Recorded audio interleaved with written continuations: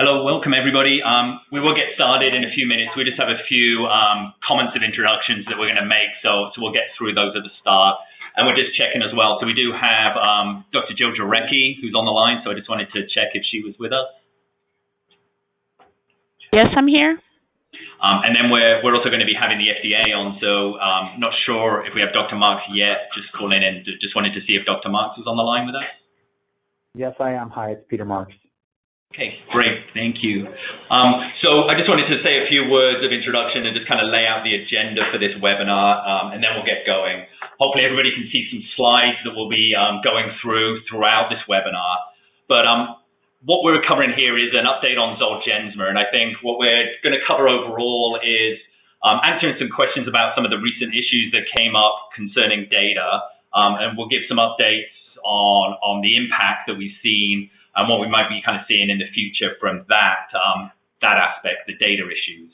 What we also want to give is some updates on overall access and what we're currently seeing with sites that are dosing and also insurance policies as well. So those are kind of the broad topics that we'll cover related to the Zolgensma.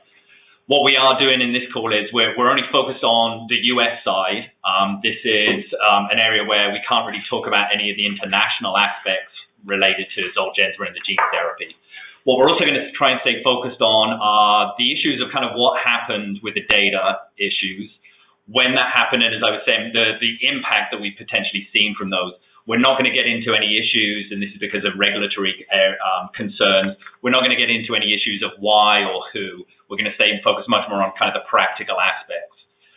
What we're also doing on this webinar is having it set up into 3 separate sections. So we're actually breaking this down where we have, as I was saying, Dr. Peter Marks from the FDA is joining us.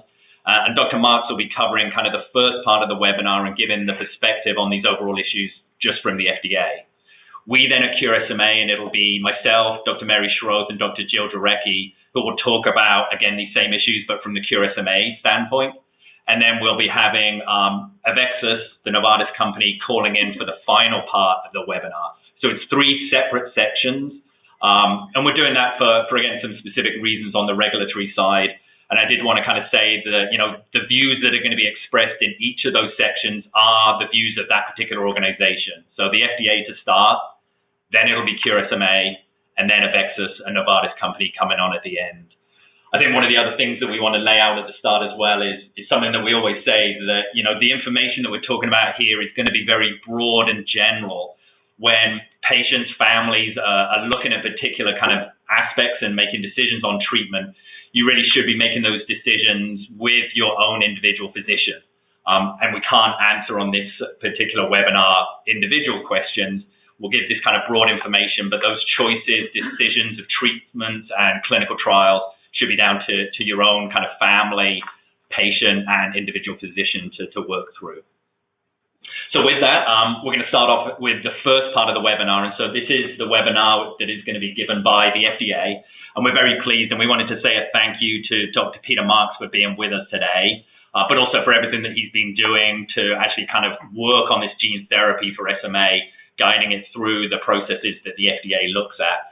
And so Dr. Marks is a director at the group that's called CBER at the FDA, and this is the group at the FDA that looks at the biologics, and that's where the gene therapy falls. So Dr. Marks, thank you again for joining us, and with that, we'd like to hand over to you. So thanks very much. So what I'd like to just do is kind of quickly summarize what we did to come to our regulatory approval of this product, then tell you a little bit of background on the data issue that was brought to our attention, spend a couple minutes on the current status of Zolgensma, and then we can take a couple questions. So the way the FDA works is that we work with sponsors as they're developing products, and as they go about developing a product, they come to us oftentimes early on in development, before even the first clinical trial starts. They talk to us about what they intend to do in clinical trials, and then they go about doing their clinical development program. It's a very common paradigm. They come to us in what's called the pre-IND phase, pre-investigation new drug application phase, and then they go through phases of clinical trials, phase 1, 2, 3, which are essentially the early phase development is phase 1 and phase 2, and then late stage clinical development is phase 3. So for Zolgensma, there was an early phase clinical trial that was done, a phase 1 study, which was very promising. The data in that trial was confirmed in a phase 3 trial. The results were, I think, as many of you know, quite remarkable. The product led to remarkable changes in as much as one did not need a randomized controlled trial because the natural history of SMA1 is such that the changes that we're seeing in the children treated with this at 2 and 3 years were so dramatically different than one would expect with children that were essentially, in a number of cases, for all intents and purposes, normal when looked at after a few years. So very encouraging clinical results with a reasonable safety profile. What happens then is the companies come to us at just before they submit a license application generally, and we talk about what will be in that application. And then a very large document, it's actually, now it's not a document, it's an electronic file, but is submitted to the agency, which contains extensive information about everything from the non-clinical studies, that is the science behind the product, the toxicology testing, that is, whether there are any particular toxicities of the product, and then manufacturing of the product, which is very important, and the clinical testing of the product. The FDA then spends several months reviewing those and ultimately then works with the manufacturer to agree upon a label for the product if it feels that an approval is warranted. And indeed, just to give you an idea, for Zolgensma, the application was received in October of 2018. That particular application was given a particular fast review status called priority review with the agency, and it would have been it would have needed to be approved or acted on by May 31st, and indeed it was approved. The product was approved on May 24th of 2019, and the agency was very comfortable at that time based on the manufacturing information and all of the clinical data that was submitted.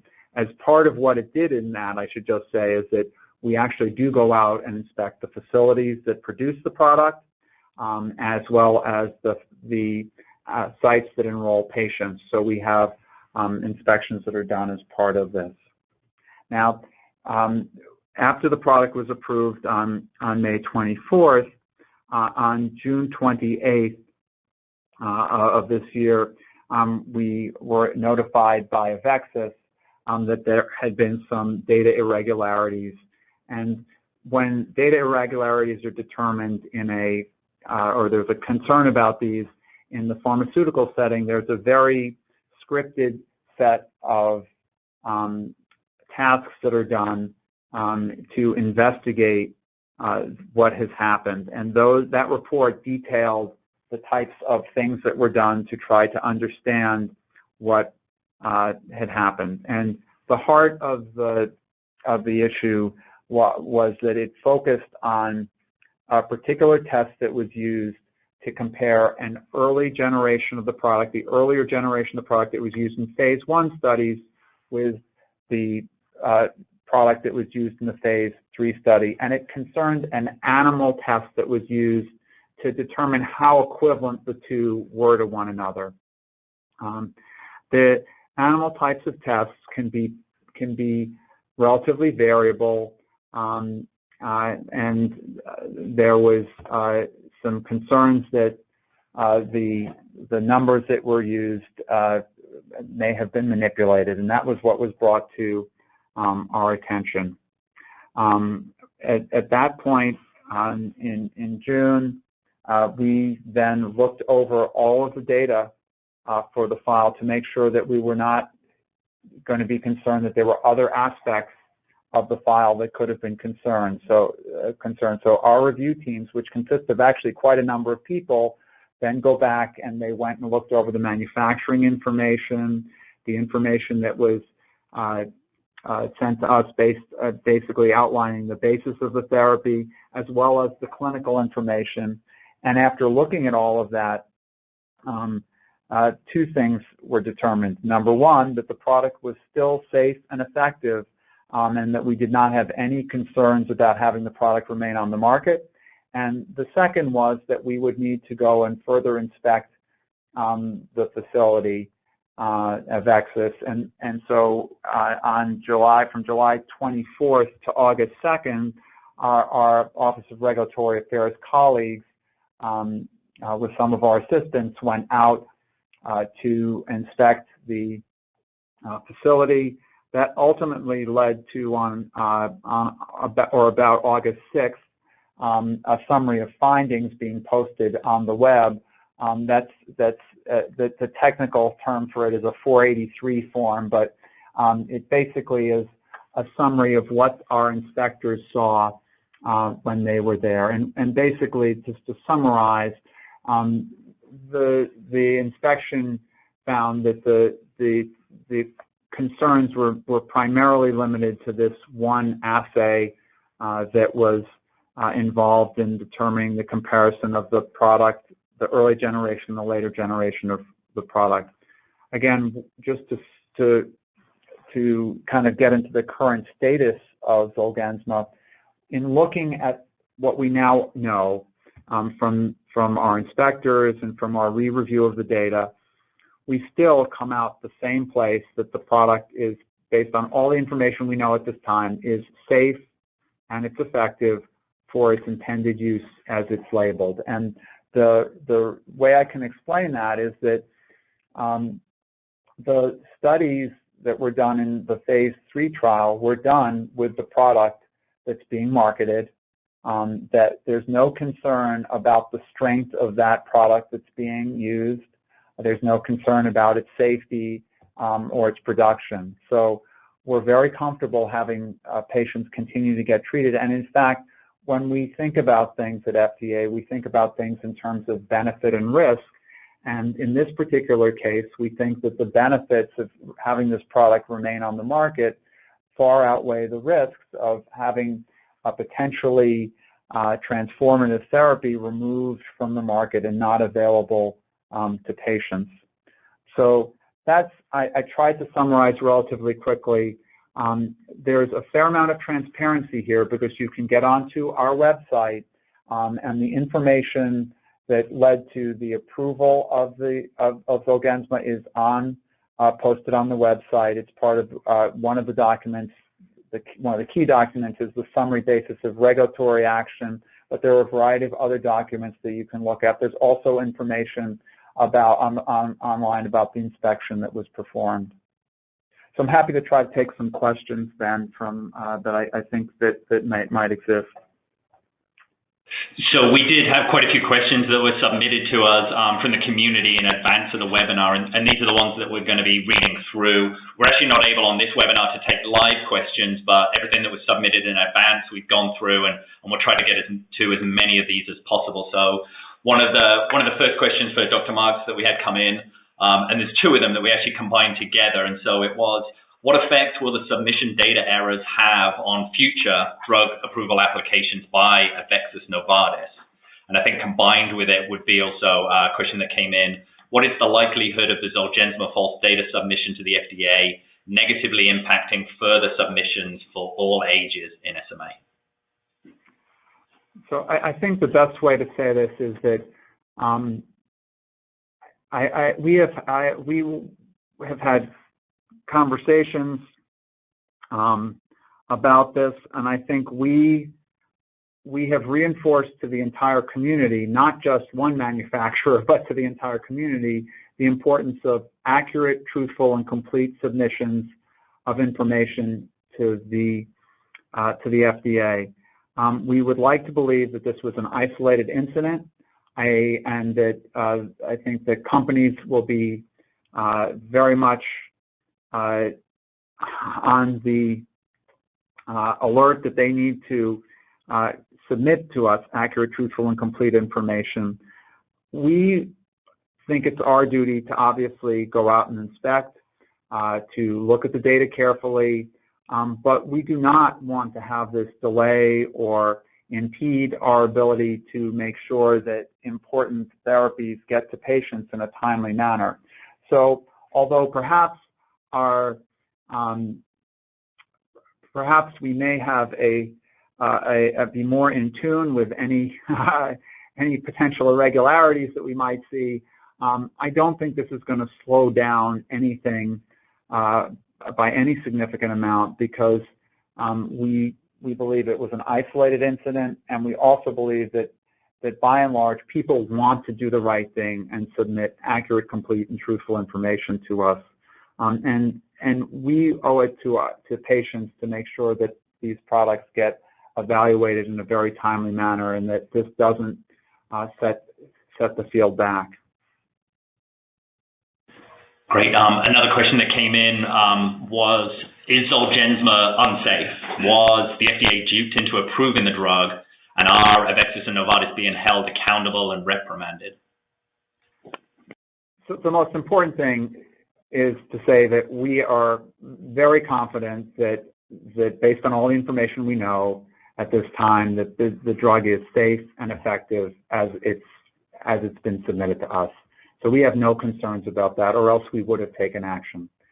I think that it is fair to say, because Dr. Wilson Bryan said it in a memo that you can find online, that had we actually known about this beforehand, the approval might have been delayed while we sorted things out. So I can't comment on duped or not, but I can say that had we known about this, there may have been some delay, because we would have had to sort things out. I will leave it to our Office of Regulatory Affairs, where I can't really comment on what further action is going to be taken, because it's an ongoing case and it's an ongoing matter. But let me talk to you more in general, rather than about this particular event. FDA does not take lightly when people don't submit truthful, accurate, and complete information to us. And we have a variety of methods, both civil and criminal, that we can take to ensure that people comply with what they're supposed to do. I'm not speaking about this specific case, but I'm speaking in general. So that's the best I think I can do to answer that question. Okay. And then one final question that we had come in that we thought would be good for you, Dr. Marks, was somewhat along the same lines, but I think a bit more kind of from a practical standpoint. So regarding the falsified preclinical data, what changes have been implemented to assure that this doesn't happen again? I think, I think the company will be telling you what their changes are, because they have submitted information to us about changes that they're making, and I think you can ask them directly, but I think we're encouraged that they've taken this matter very seriously, which I think is a very good thing. As we have discussions with other sponsors, we'll continually, this is something that's very important. We view this as a commitment to patients by the entire ecosystem of people in this space to do the right thing, because we need people to be confident in the products that are being produced here, and not to be concerned. And I actually feel for the community here, because I can imagine as a parent, I wouldn't want to have any of doubt that there was anything less than the best possible medicine that was going to be given to my child. And so I think we will do our best to ensure that those that are coming to us with submissions have done what they need to in submitting to us accurate, complete, and truthful information. It means that we will, we'll look carefully at the information that's submitted to us. Again, I don't think that necessarily is going to slow us down, because we always look very carefully at the information that's submitted to us. I think we're in tune with this, and I do think that people do want to do the right thing. I do get the sense that Novartis wants to do the right thing here, moving forward, and I think feedback I've gotten from other members of the community, both academic investigators and industrial investigators, are very much in line with this feeling that they want to ensure that the community has confidence in this. So just to kind of just summarize that, and everything we know that I've said here about this product is that we continue to remain confident in the safety and efficacy of Zolgensma, and we would not allow this to stay on the market if we had any concerns that we thought people had to worry about when thinking about whether or not to use the product. So thanks very much for the opportunity to speak with you today. No, thank you. Thank you very much for taking the time and all the effort, dedication that you're putting in to help our community. So we definitely appreciate that. So with that, we're actually going to move to the next section of the webinar. So that was Dr. Peter Marks from the FDA. Now we're going to be changing, and the next section for the next 20 minutes or so is going to come from Cure SMA. Myself, Mary, and Jill is potentially going to chime in as well. So some of the slides here are going to be maybe a little bit of a repeat from the webinar that we did after approval. We won't spend too much time on them, but we just wanted to have them available again for everybody as reference. So what we are focusing on mostly on this webinar is the approval that we're talking about for the gene therapy Zolgensma through the IV delivery. We'll talk a little bit about some of the future potential for the IT, but this is mostly about the IV approach. What we also have is the approval that came from the FDA was for all types, all copy numbers from 2 years of age and down. And so that's the approval of the FDA label. And one of the things that we'll get to is after the FDA approval, we're very much focused on getting the insurance company policies to match to that label, all ages, up to 2 years, all types and all copy numbers.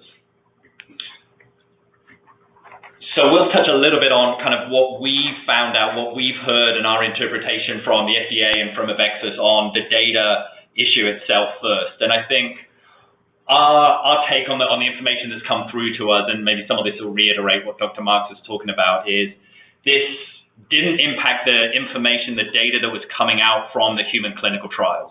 All of that data that came out from the human trials that we've seen and in presentations, it's available online. That's as is, that's good. There's no changes that are being looked at there. And that data as originally and now can be relied upon to make choices about treatments and future clinical trials. The data issues were about animal studies, and they weren't so much about the actual process and whether this drug was working or not. These were animal studies that were done to check the material that was going to go into a clinical trial. Was it good? Was it strong enough? And I think that's the key thing. It was really about, was the material going into the clinical trials of the right potency? Did it have the strength that was expected? And so that was the issue with the data around those animal studies. I think what we're hearing, and we'll hopefully get some more information in the third part of this webinar, is a lot of that material is now going through retesting to check what was expected of its strength and potency was actually the case, separate from the data issues that were around those animal studies, getting them redone. And I think the results are coming out, and what we're hearing is that it is actually as expected, that the potency, the strength of the material that was produced for the clinical trials was actually what it was designed to be. So I think that's something which is good to know right now. I think the other aspect to put out there is what we've heard is this is really about the clinical trial material. Everything that's been done in testing, producing, checking that the commercial material is good, safe, and as strong as needed is good, and that wasn't impacted by these data issues. That's all been done under a different process and afterwards, and there's no real questions or concerns about the commercial material and its strength and safety. I think what we are looking at, and we heard some information there from the FDA, is the future part. So if we can rely on the clinical trial information so far and the commercial material is good, is this going to have an impact on the future development of the gene therapy for SMA, and that's obviously something we'll get into. It's the big area of kind of focus for us on expanding that label beyond the IV approach and beyond the 2 years of age. And so it is a question, is this data issue going to have an impact on those current trials, future one potentially with REACH, and then also just the approval? Is the approval going to go through with the FDA looking at that data smoothly, as rapidly as we all want? And I think what we're hearing from the FDA is definitely this is a concern. It's a big issue for what it was. But the FDA, I think, is saying to us that, they're going to do everything they can, that it was an isolated incident, and that the future trials, the future submissions that come through for this gene therapy in SMA are not going to get slowed down. So I think that's something that we're very pleased to hear. It's definitely something to watch going forward, but right now it sounds like there really shouldn't be too much of an impact from this on those future trials and the expansion that we hope for as well. So the next slide, just to summarize, and then we'll get into some more detail, is beyond the data issue, what's actually going on with access to Zolgensma, again, just in the US after approval, and where do we currently stand? And I think at a high level, what we're seeing is we currently have about 44 sites who are there, and some of them are dosing, some of them are ready to dose, but they're on our public list of sites, hospitals in the US that are ready to dose Zolgensma. Then the other side from sites is the insurance policies, the coverage that is out there that's starting to get put in place, saying how they'll approve Zolgensma for SMA patients. And we currently have 31 of the commercial plans and 13 Medicaid policies that are out there. Not all of those are public yet, but they're actually kind of getting worked on. We'll get to a slide which shows the public ones that are out there and where those stand. I think our takeaway on these would be the number of sites looks good. I think it's a good rapid development there of getting officially sites ready to dose. That's moved very quickly. A lot of these sites have got a lot of education and comfort with SMA as a whole over the last few years, and they've moved pretty quickly to be ready now for Zolgensma. And the policies as well, I think, are moving quickly from our experiences in the past, and I think what we expect with getting formal policies in place for a new therapy, and especially, I think, for a new gene therapy. It's not just a new therapy for SMA, but this is a very new technology that a lot of these insurance companies and Medicaid programs have to get comfortable with. So I think Mary's going to say a few words just on the sites, and we have a slide that just shows this visually to start off with. Yes, go to the webpage indicated at the bottom to find a treatment site near you. We've updated our treatment site locator, as you can see.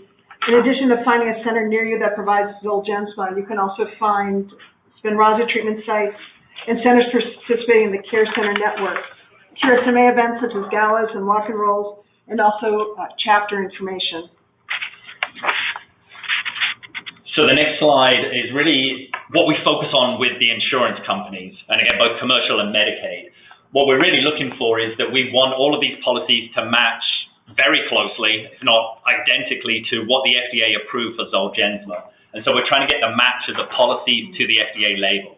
And again, what we're looking for there is the policies to match to the 2 years of age, but all types and all copy numbers. That's our goal when we're kind of working through this process.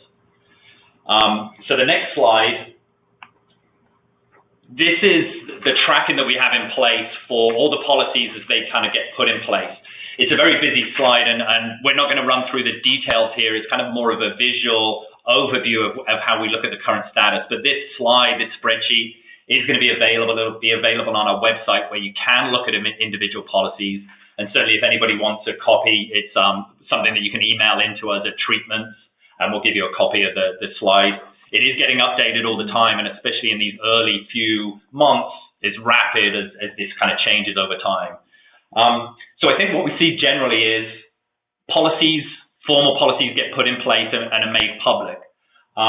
They roll out, there's a variation in the time that commercial programs and Medicaid get these policies in place, and it's a process. They're not automatic the day after approval. There's a lot of information, data, advocacy that has to go through to get these policies set. What we also see is they're not fixed either, that the policies can come out and they can change over time, and that's what we hope to see as well, that when there are restrictions not matching the label, that we work hard to try to kind of get some of those restrictions taken off. And we've seen some success as well, where some of the early policies that came out were narrow, had restrictions, but after a while with advocacy from ourselves, so Cure SMA, AveXis, Novartis working, but also I think critically patients as well, families working through the very first patients on each of these policies go through a process which itself is kind of education and advocacy to get some of these policies expanded. And I think in particular we saw some good results with Aetna, Anthem and United Health, and I think Aetna in particular is one to point out. Again, we're not doing individual ones, but it's at the top of the line here. And if you can see that it's actually across the board now where Aetna's public policy does cover all types, and that's that kind of first section in the green, all copy numbers as well, 1, 2, 3, 4 copies of SMN2, and then all ages as well up to 2. That actually was expanded from an initial policy that came out that was just under 6 months and only for types 1 or 2. So that was a good result, and we hope to see that over time as well. So I think the big visual that we're seeing here is the green cells that you see. That's what we want. That's where a policy says that they're going to cover a particular type or copy number or up to age 2. Yellow is okay. It's not 100% clear and needs to be defined a little bit better. But basically, green, yellow, that's good. So it's what we're looking for with a policy to say that they're covering a particular area. The red cells are where we're seeing a policy is actually not covering. They put a restriction in place less than the FDA label. And so we do want to see, obviously, less red on this. And I think we want to see new policies come out, but also policies that have kind of restrictions, those red cells, change over in time. And I think what we're probably seeing, if we break this down, is there's, I think about, is it 21, 22 policies as a whole that are public? It does look to kind of split half and half, where we'd say, when you look at one policy across all the criteria, half of them are pretty good. They're not perfect. There might be 1 or 2 restrictions, but they lean more to very close to the label. So half of them are in kind of that category. Half of them overall, we'd say, are in more of kind of the red category, where they have more restrictions than we'd like to see. And some of those, not to call them out, but you'd see where they're kind of restricting types 2 and 3. They're not covering 3 and 4 copies, and potentially, and I think this is critical, not covering right up to the 2 years of age. So those kind of policies, which we're saying are more restrictive, and there's probably about half of them out there that have come public already, that's where we're focusing a lot of our efforts now to get those broadened out. Do you want to say something there? And just know that by the healthcare team submitting a prior authorization request to have Zolgensma covered is very helpful. It helps to bring to the front of their minds consideration about this policy. We really don't want you to get discouraged. Even if it gets denied the first time, going through an appeal process for many of these insurers, payers, is an education process. There's an opportunity for the healthcare provider to send along additional documentation about why we want this covered up to the label, and just educating those payers about spinal muscular atrophy. So hang in there. We know that it's a process. And I think we'd say as well is right now what we're seeing is not anything unusual. This is what we've seen before in SMA and this first part of the process to go through, where denials are probably going to be the thing that happens more often than not. And it's frustrating, we know that, but it seems like it's part of the process when, one, you've got a rare disease SMA and people have got to learn about that. A brand new treatment comes out, but then also here it's a new technology treatment as well. You know, there's only 2 of these gene therapies out there, and this right now is kind of a lot more kind of broader than even the first one. So it's even a process there for these insurance companies and Medicaid programs to learn about the technology. So denials are going to be happening. We would say expect that. Don't get discouraged, as Mary's saying, and it's a process to go through the appeals and actually educate these companies and get those policies in place and then expanded. I think certainly that, as we were saying, the first few families, patients that go through, you're really setting a precedent as well. And it's definitely going to be frustrating for you the first time, but you are helping establish those policies, which then are going to be broad as we can move forward once they're in place. I think the thing we'd say as well out to the community is definitely let us know when you're getting denials, when you're going through those processes. We get engaged as well when we hear about the policies with restrictions or when denials are coming through. And we definitely focus down then our advocacy efforts at Cure SMA to push to get coverage as well. So what we have done so far is, right after approval, we Cure SMA were sending out broad letters to start off with to all of the commercial programs, all of the Medicaid programs that are out there, the directors and the CMOs of all these organizations, pushing again for their coverage to match the FDA label. We're now in a second stage, and I think this is why it's important for us to monitor this, but also hear from families, patients, healthcare providers in the community as well. When we see there's a restriction or when we hear about denials, we're then focusing specifically on that particular policy and what the restrictions are, why we believe it should be broader, what data is out there, and why we support what the FDA put in place with the label. So again, we're very active in that stage right now, and definitely any information that people can send to us, that will help us in those efforts. We'll probably go through the next few slides pretty quickly, because we want to get to some of the questions that we had come in that we are curious to make and answer, and some of this is repeating. Definitely the focus beyond the current approval is what's going to happen next, and this is where the intrathecal approach of delivery for gene therapy can come in. That's got the potential to provide access to this treatment for older and larger patients. What we have going on there is there's the current clinical trial, STRONG, that is up and running. This is in the US, and it's going to hopefully recruit just over 50 patients, and there's about 11 hospital sites that are recruiting right now. This is the IT approach, but this is where it goes up to, I think it's 5 years of age, rather than just the 2 years that was for the IV part. What we know right now, and we might get some more information a bit later, is there's 3 different dose cohorts increasing in strength. The first 2 are completed with everybody actually being recruited into those, but the last higher dose, dose C, is active. People are going in, but it's still open for recruitment there. I think as well that what we're hoping from this is potentially going to influence another trial, REACH. The data from STRONG might influence that. And it's also going to be a question of, do the results from STRONG itself allow the company AveXis Novartis to go in and ask for approval? And I think that's a hope that we'll maybe kind of get to in a little bit as well. So the next slide, we wanted to reiterate one of the key things that we've been talking about, and this is just very general in SMA. We're obviously saying for your own personal treatment choices, look at all this information, look at all the data that you get from us, Cure SMA, AveXis Novartis, what the FDA has out there, other patients and families as well, but really take it back, and it's your own personal choice with your own physician that you should be really engaging in for treatment or clinical trial options. What we really focus on is, while we do have choices now in the SMA field with treatments approved, multiple trials going on, time is the most important thing. That we always recommend that you are not waiting for a future trial, a future approval, if you have a choice, an option on the table to take now. Is there anything you want to say? No, that is critically important. The earlier treatment, the better the outcomes.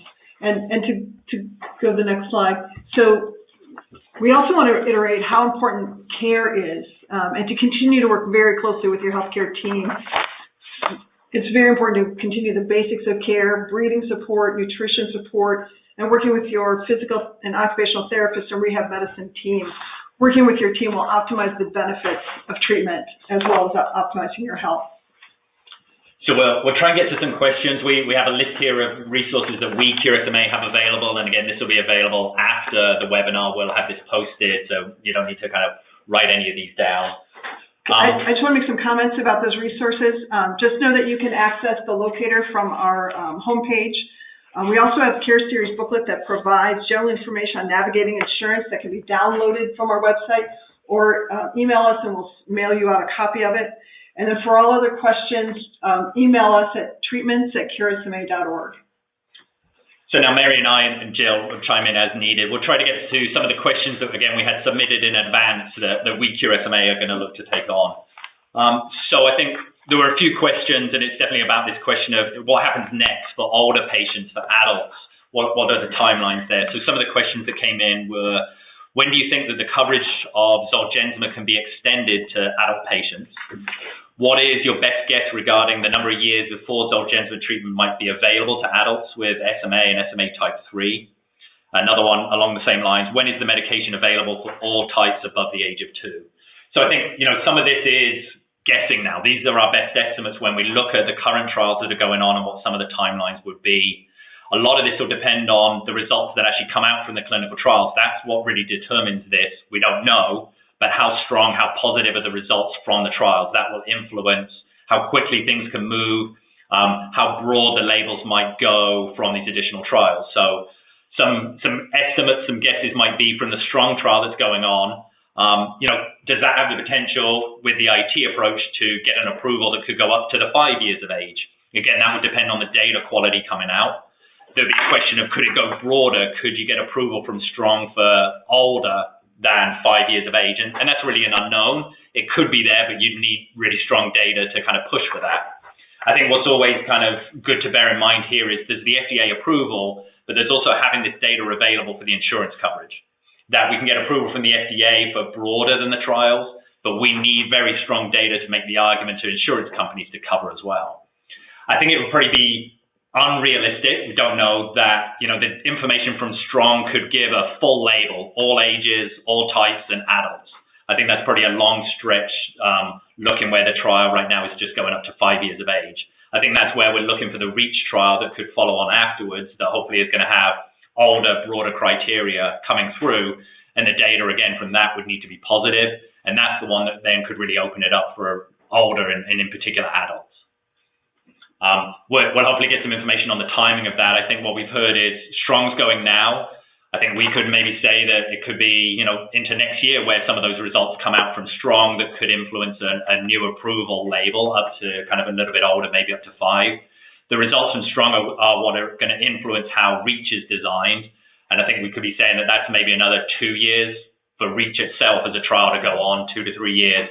And then that might give that data for the much broader all the way into adults. So another question came on. I'll give this one over to Mary, asking about physical therapy and exercise. So it was asking about, are there precautions for exercise intensity or guidelines in progressing exercise? And how do you decide the timing or the need for powered mobility adaptive equipment?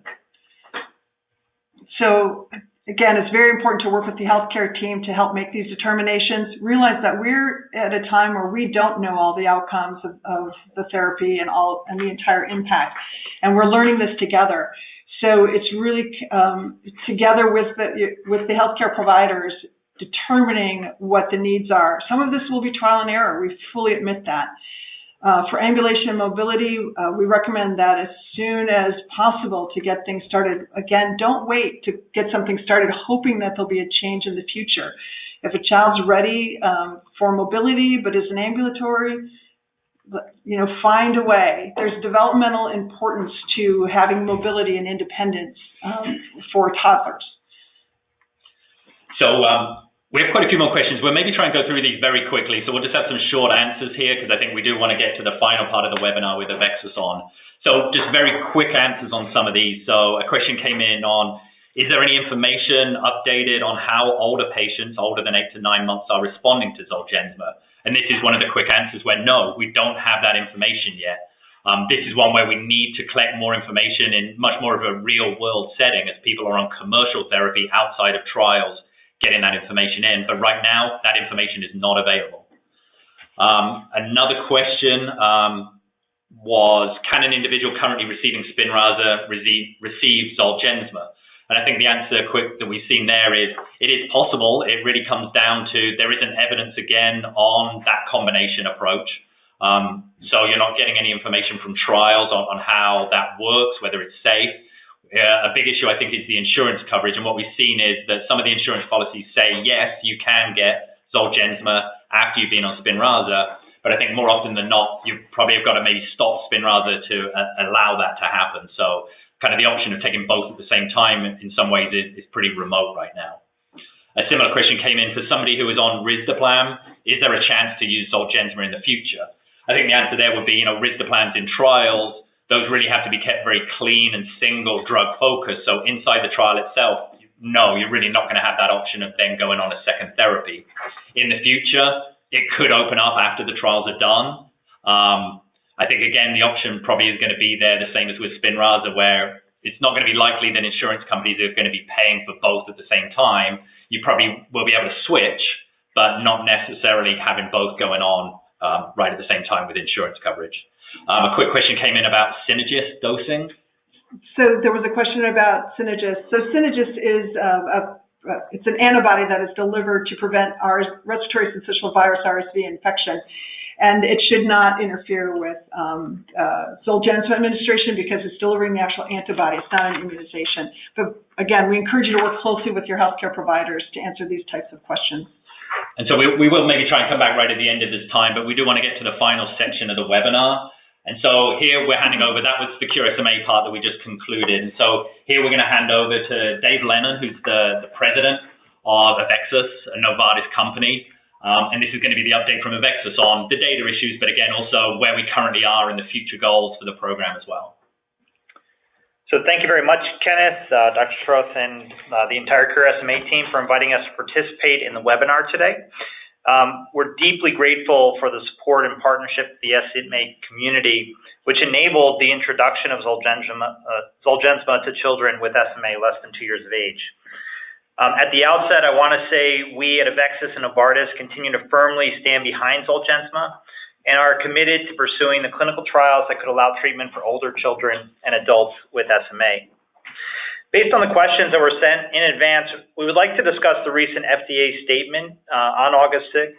I'd also like to share with you an update on the initial introduction of Zolgensma in the U.S., particularly as it relates to insurance coverage, and provide a quick update on some of our progress with clinical trials. We recognize the recent FDA statement related to data manipulation has raised some questions among the community. And first, we apologize for this situation and for any concerns that it may have caused. I'll share with you today an overview of what occurred and how we're addressing it and moving forward. I want to reinforce that we take the matter very seriously, and we're committed to ensuring the highest levels of transparency and integrity with you in the SMA community, the providers we serve, as well as healthcare agencies. When we became aware of the allegations of data manipulation in an animal study that was in use prior to July of 2018, we immediately undertook a thorough investigation. Our priority at the outset and throughout our investigation was to ensure that patient safety was not at risk. As part of our investigation, we reassessed the data in question, so-called retesting, and using our current testing methods for the release of Zolgensma today, we found that all batches that were in question were within what we call specification, meaning it was a good and safe product. Given those results, our experts found throughout our investigation that the data integrity issues related to this animal study that was in use only prior to July of 2018 did not impact patient safety, product efficacy, or quality. And I think it's an important point that, as you heard, the FDA continues to support the use of Zolgensma for patients with spinal muscular atrophy less than 2 years of age due to the totality of the evidence supporting this product's effectiveness and its safety profile. And while this event might be viewed as an isolated incident, we take it very seriously, and at AveXis, we're committed to taking the appropriate action to prevent future incidents. We're implementing a quality improvement plan to strengthen our organization's processes and oversight. And in addition, we recently appointed one of Novartis's most experienced and respected scientists, Dr. Paige Bouchard, to oversee preclinical product development as an organization and a process at AveXis. In the meantime, we have and will continue to work closely in cooperation with the FDA to appropriately update our submission and rapidly address any further quality gaps that are identified. We're committed to ensuring, as I've said, the highest levels of transparency and integrity with the healthcare agency as well as with patients and providers. Our experience over the last few weeks generally has shown us that both physicians and caregivers continue to believe in the promise of Zolgensma, and babies in need are continuing to get treated during this time. Since approval, a wide range of patients with different SMA types, weights, and ages up to 2 years of age have been approved and treated across a number of insurance plans, including Medicaid. And we're really encouraged and pleased to report that since approval, as Cure SMA shared, we have more than 40 insurance plans that have established policies of coverage of Zolgensma. Most of the policies developed to date are reflective of our label, and we continue to work with those that have restricted policies and try to get those changes implemented. We recognize that many families are actively interested in accessing Zolgensma as soon as possible, and that some families are experiencing delays in gaining insurance approval. We understand the frustration that this causes, and our goal is to support access for eligible patients who need one-time gene therapy. It's the introduction of this one-time gene therapy like Zolgensma that raises really important questions about how our healthcare system manages the diagnosis, treatment, care, and associated costs for patients with rare disease. And while we know this can be frustrating for individual patients, an FDA approval, unfortunately, does not create immediate access, even for a breakthrough therapy like Zolgensma. So we're going through a process like for any newly approved therapy, where it takes time to set up the agreements with commercial and government-based health plans, and it's common for an appeals process with insurance to go into effect while coverage and policies and procedures are put in place. But we're working hard to address this, and to facilitate actions, we're actively partnering with the insurance plans to accelerate coverage decisions that support access for eligible patients. And this includes education to insurers about Zolgensma on our clinical data, as well as the impact of SMA for patients and their families. As we previously shared, we're also offering payers a pay over time option so that they can pay for the therapy over up to 5 years, and through a third party that helps ease possible budget constraints that a payer may have, especially for small states, payers, or self-insured employers.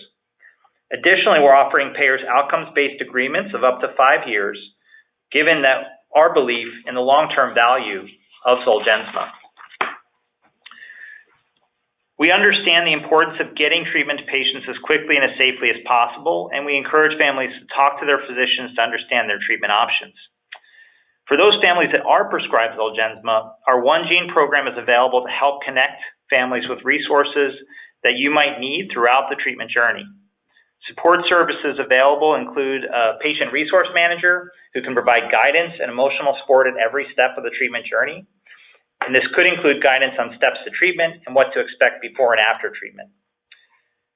We also have our field reimbursement managers who help doctors navigate insurance requirements, authorization, and appeals. And we assign individual case coordinators who act as a go-between to connect families to resources and assist doctors with insurance processes, including verification of benefits and coordination of financial assistance programs for eligible patients. Finally, I would like to just reconfirm our commitment to developing Zolgensma for older patients. We know this is a priority for the SMA community, and we remain extremely positive about the data we've seen to date in older kids. We will be initiating discussions with the FDA about the path for intrathecal dosing in older populations within this year, and we look forward to updating the Cure SMA community afterwards. With that, I'd like to extend a huge thank you to all of you for joining the call today. I would like you to know that AveXis has over 1,000 employees who come to work every day dedicated to doing the right thing and bringing Zolgensma to the community. Finally, I'd like to thank Kenneth and the entire Cure SMA team for hosting this webinar and inviting us to join. Thank you, Kenneth. Great, thank you. So we do have a little bit of time, so I think we've got 5 minutes, and we'll try to get through a few final questions that came in that we can give to AveXis here. So I'll read these off again. And there's a few that were actually all about REACH. So there's 4 questions here that I'll just read off, and they're all kind of looking for an update on REACH, the REACH trial. So can you provide some information regarding the REACH trial and the criteria that will be required for it? When is the REACH trial set to begin? Is the IT version of gene therapy going to include older adults in the REACH trial if they qualify and they are not immune to AAV9? And I think there's another question along the same lines about what studies are being planned for middle-aged patients with type 3 SMA. Great. Well, thanks for the question, Kenneth. I want to orient everyone. The REACH trial for us is a trial which we will try to execute to include the broadest range of patient populations that we can.